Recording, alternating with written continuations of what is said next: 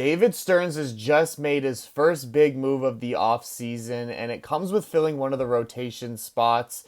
But I think there's a much deeper meaning to this signing that we all think that I will get into in just a couple of moments. Welcome on and everybody to this new edition of Mets Digest with your host, Michael DeAngelo. As you see on the screen, and as you also see on the screen, David Stearns has just signed right-handed pitcher Frankie Montas to a very large $36 million contract. Yes, he's going to be making $17 million next season with the New York Mets, and I will get into all of my opinions of what I think about this signing and what it means for the Mets.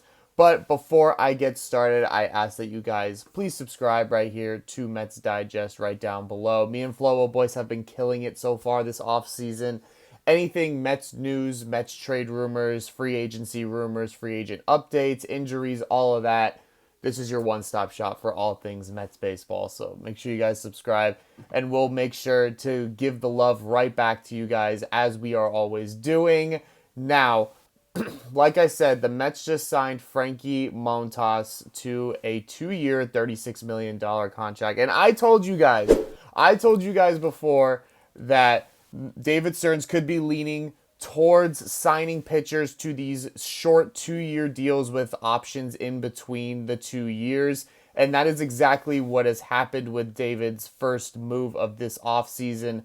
Now, do I agree with this move 100%? Absolutely not. Paying this guy $17 million a year when his ERA didn't even dip below 4.50 all of last season is a little ridiculous. Now, he was getting paid $14 million with Cincinnati last year before getting shipped off to Milwaukee, where he appeared in 11 more games after that to make it a total of 30 games on the season. And I know you guys see that ERA 4.84.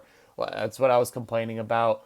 Paying this guy a lot of money for a guy who was very below average last year. Of course, while he was on, if you guys are big New York fans, you guys most notably know when his time on the Yankees was very short due to the fact that he spent most of his time with the Yankees recovering from Tommy John surgery.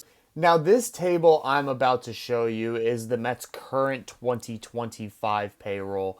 And, you know, there's a lot of guys that are not on here, of course, like Pete Alonso and whatever. But if you look at it right here, Kodai Senga is getting paid around a little over $15 million a year. So that means that Frankie Montas will currently be our highest paid pitcher on this staff. Right below Kodai Senga on that page is Edwin Diaz as well.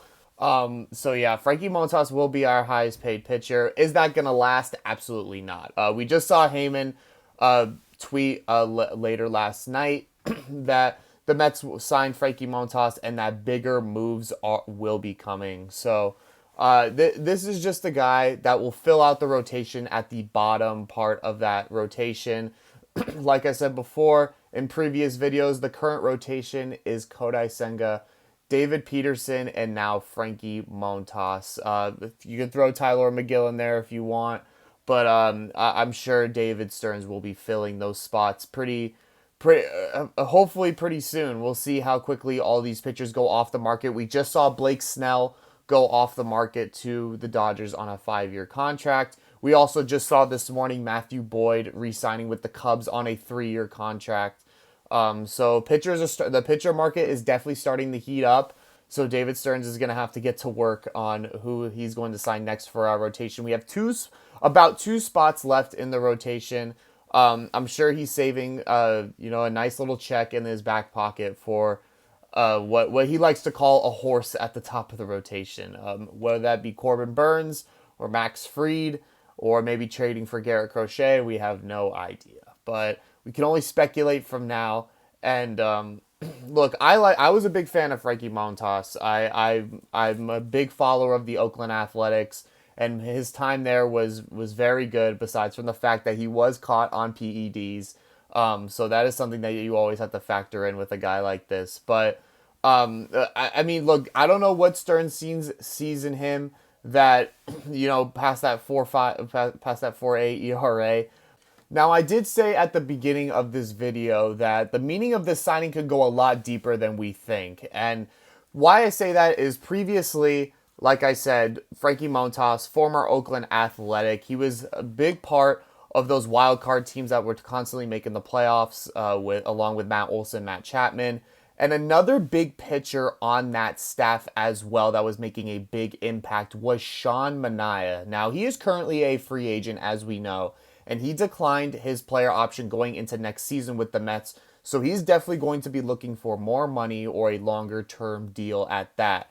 Now, if you guys don't remember, along with Frankie Montas, Sean Manaea in that Oakland Athletics rotation, they became very, very close. Now that Oakland team, a lot of those guys were getting paid dirt, and they ended up forming a close bond because of that. And with them making the playoffs constantly, it just caused for the entire team to mesh very well together. Now, I'm a pretty big follower of the Oakland Athletics, me being from California, so I did pay attention to stuff like this. And with the signing of Frankie Montas now, this could possibly be sort of a bait for Sean Manaea to return. Now that he sees one of his former best friends back with his former team on the Mets, this could draw Sean Manaea to re-signing with us. Now, like I said before, we have 2 more rotation spots to fill,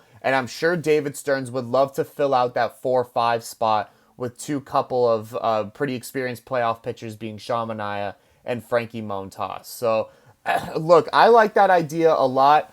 You're going to have to fork over a good amount of money for Sean Manaea right now, especially after the season he had and the impact that he had in the playoffs. But putting him down at that 4-5 spot with Frankie definitely relieves a lot of the pressure that he had on him last season. Now, we know that Kodai Senga was out most of the year with, a hamstring injury and the calf injury and the shoulder, and what a nightmare of a season for him. But like we see now, if we were to pull a guy like Sean Manaea back into the rotation with Kodai Senga, David Peterson, Sean Manaea, and Frankie Montas, that just leaves one spot for hopefully a guy maybe like Corbin Burnes that would fill out that rotation perfectly. And, a guy like Sean Manaea wouldn't have to be relied on to be practically the ace of the squad. So, David Stearns is going to play all these games that he can to get some guys back into the mix, into the Mets. We see now with Francisco Lindor trying his best with Juan Soto. And we will have another update on Juan Soto coming soon, as well as other trade rumors. Now, like I showed you in the previous image, that the Mets payroll is currently at $123 million, a little over that. But now with Frankie Montas, you got to make that around $140 million. So the Mets still have a lot of room to work with money-wise.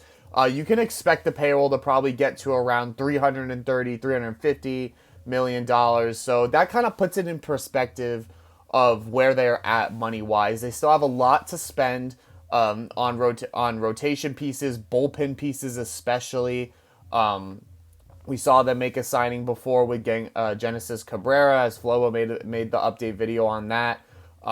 So the Mets still have a lot of money to spend there. This is just the tip of the iceberg when it comes to offseason moves from the Mets. And we're going to be here to cover all of them, as that is all I have for you guys here today with Mets Digest. Like I said before, make sure you guys subscribe right here. We will give back to you guys every single day as we try to put out videos as much as we can for y'all.